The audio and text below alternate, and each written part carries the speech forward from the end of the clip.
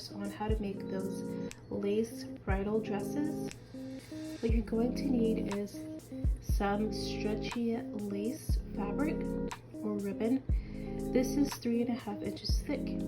If you can find a little bit thicker, of course you'll be able to have some more variety. The key thing though is to have it be really stretchy. Stretchy fabrics are very forgiving for doll clothes making. The second thing you will need is the needle and thread. Of course, make this the same color as your lace. Lastly, little pearls and jewels to embellish your garment are optional. What also is optional is a tape measure for measuring your dolls. Since stretchy fabric is so forgiving on doll bodies, you can just measure the clothing directly onto the doll body.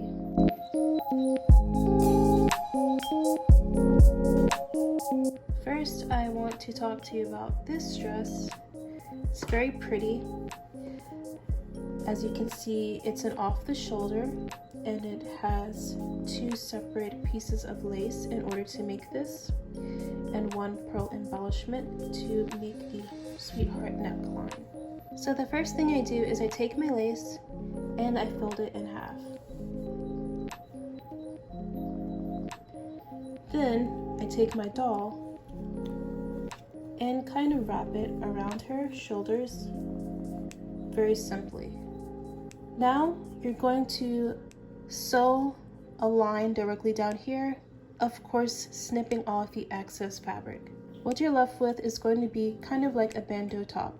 To make the sweetheart neckline, because you can leave it as this, all you're going to do is scrunch this down and sew on that little pearl bead.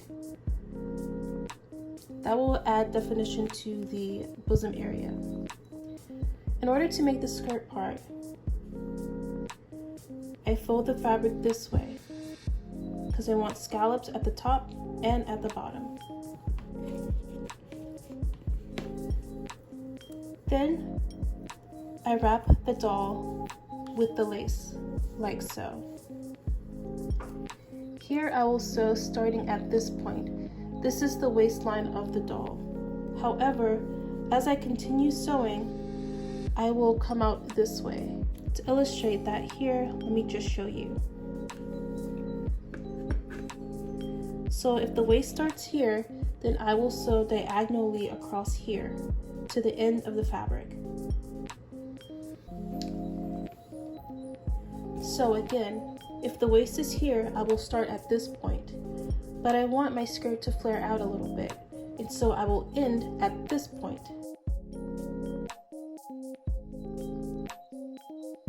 After I've sewed this, I will then snip off the excess fabric.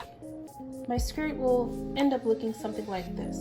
If you don't have that much fabric, you can always sew this piece without doubling it, but when you double the fabric, it creates more modesty for the doll. After I have my bandeau top and my skirt, I have 2 options. I can leave them separate so that the skirt can be worn with another blouse, and that the bandeau top can be worn with other bottoms such as jeans or slacks, or I can sew them together. I've chosen to do the latter because I like proper dresses. My sewing points are right here, directly down the middle at the front, and also right here along the back seam. Again, there are just 2 points that I'm sewing.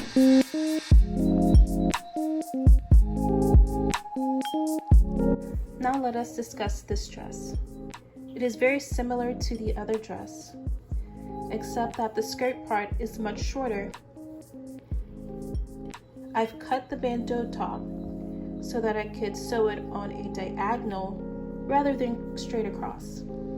So basically, how I did that was taking my lace, folding it in half,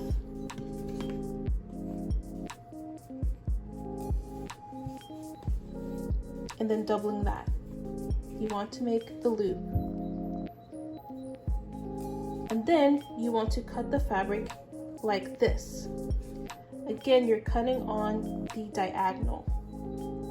You can cut before you sew, or you can sew before you cut. It is up to you. After you sew that on the diagonal, it will look like this.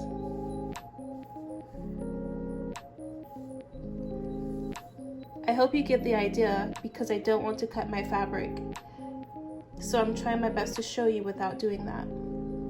I came up with this idea by first seeing how it would look on the doll. I knew I wanted something like that, and I cut it accordingly. You can play with the steepness of the diagonal to get different sleeve variations. For the skirt, I didn't fold directly in half. I folded a little bit.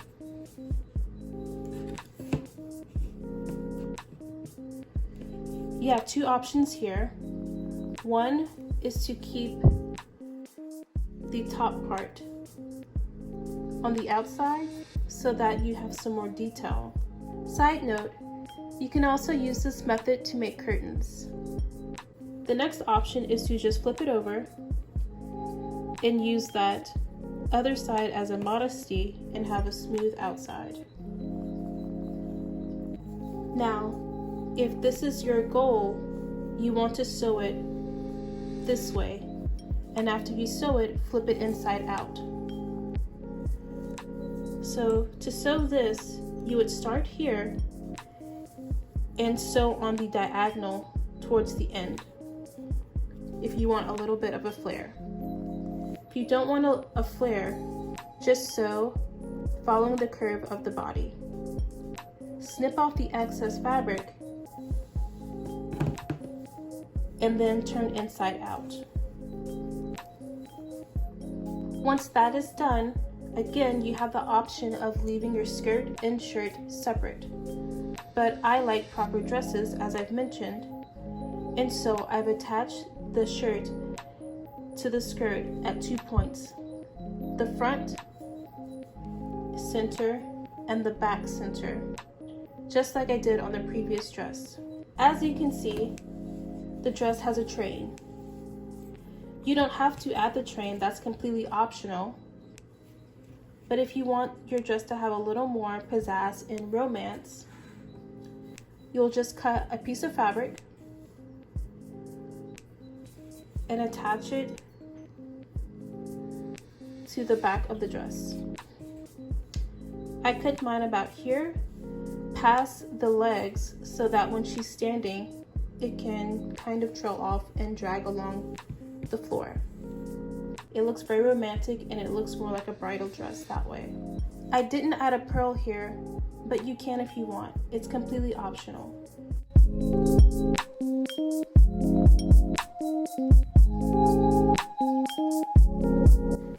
Now I will talk to you about this dress/robe. It's in 2 pieces, or actually 3 pieces. And the skirt I've made is exactly like the other skirt from the previous dress. This is what it looks like when you leave it unattached. If you want a robe, you can make underwear for the doll, or you can sew all the way down to make a full dress. I left it open though because I want the option as a bridal robe for a honeymoon negligee, if you would like, or a bride dress. How I went about making this dress is it's very simple to make this robe part. You take your fabric and you fold it in half. You can fold this to whatever length you would like.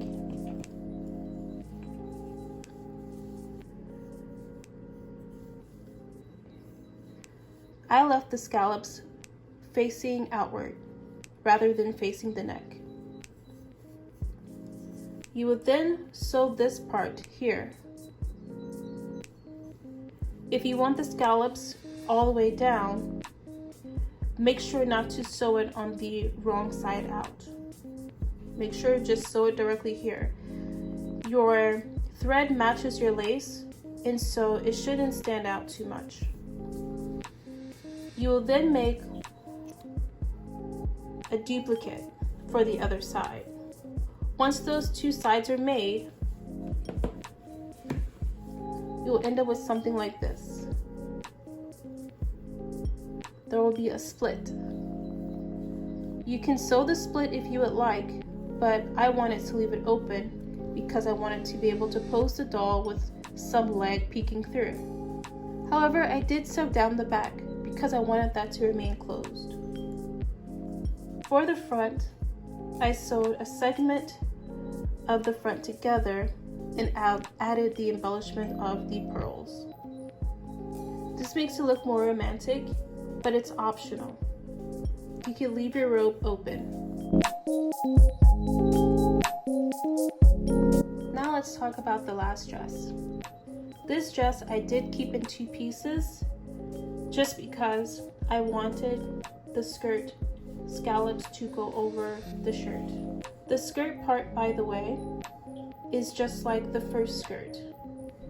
It's sewed simply down the back with a little bit of a flare. The top part is sewed just like the previous dress, except for the scallops going out, I've turned them inward towards the neck.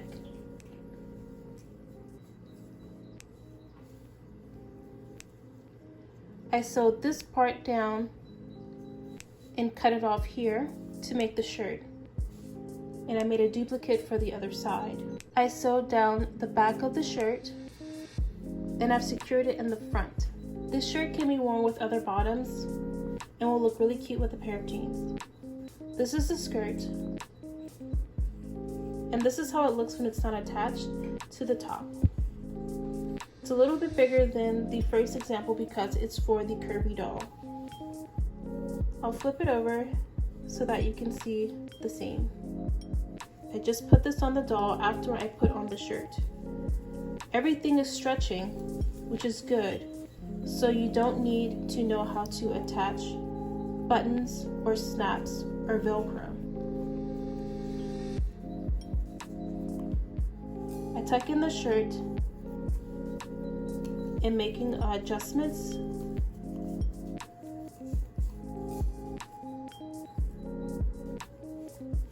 So that it looks nice.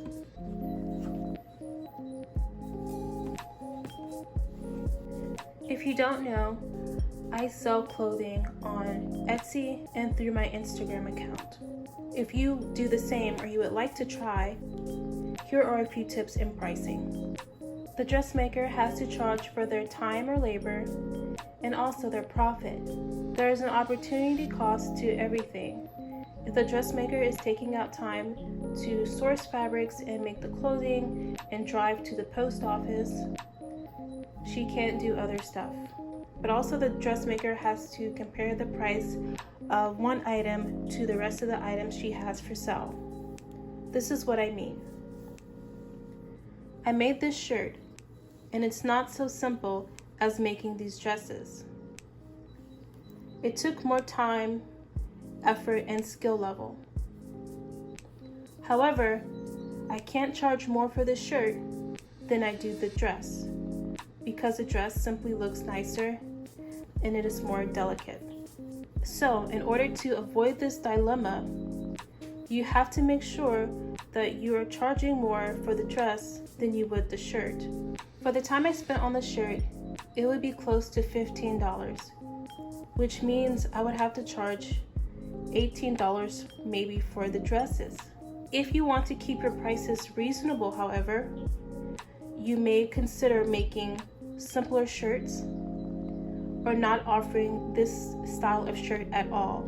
Because the difficulty level of that shirt exceeds the price I am willing to charge for it, I took it off the table. I will not be offering that in my shop. Instead, I can now charge for a reasonable price for my dresses. So these two dresses in my shop would be $9 each. This dress would be $11, and this dress would be $13. As you can see, I just added $2 as I went along, depending upon the embellishment of each dress. I highly recommend you charge shipping separately, as it is too confusing to add shipping into the price of the dress. You can always offer free shipping if the customer spends a certain amount. I also recommend you sticking to shipping to one country. The mail system is not very kind at the moment, and you might have a lot of disappointed customers if they can't get their packages on time because it has to go through customs. I've had a package get lost when I tried to mail it to a friend overseas. Now my friend doesn't have their clothing, and I don't even have the clothing back. And I worked really hard on it. In the US, the weight of this dress only costs about 50 cents to mail. However, you want a tracking number, and so to ship this dress, it costs $5. I highly recommend getting a tracking number, as things get lost. As you may have figured out by now, doll collecting is a very expensive hobby. Not only are the dolls expensive, but if you go on Etsy, the clothing is expensive. However, Mattel does not come out with aesthetic clothing all the time. They have lots of crazy colors and patterns. Not every doll collector wants to be so colorful. Also, it's really rare that they actually get new clothing in the stores when you can even find it. For this reason, doll collectors turn to websites like Etsy and Instagram in order to find unique doll clothing. It's very expensive. I've checked prices on Etsy and I'm the cheapest person. I'm very happy that I know how to make clothes because I'm saving so much money. I cannot afford what is out there on Etsy. I think a lot of people are in my same dilemma. This is why I made this video. I want to show you how to make simple clothing. That way you can save money on your clothing and spend your money on your dolls. There will always be something you can't make, and so you may have to splurge for a pair of jeans or a handbag or doll furniture. But if you can make most of your clothing on your own with a little skill set required and a low cost of materials, then you'll do just fine. My goal is to bring you simple clothes to make, but that are just as beautiful as expensive clothing. If you like that idea, please subscribe to my channel and like the video. Also, share it with other doll collector friends you may have. Also, follow my Instagram because I randomly sell things.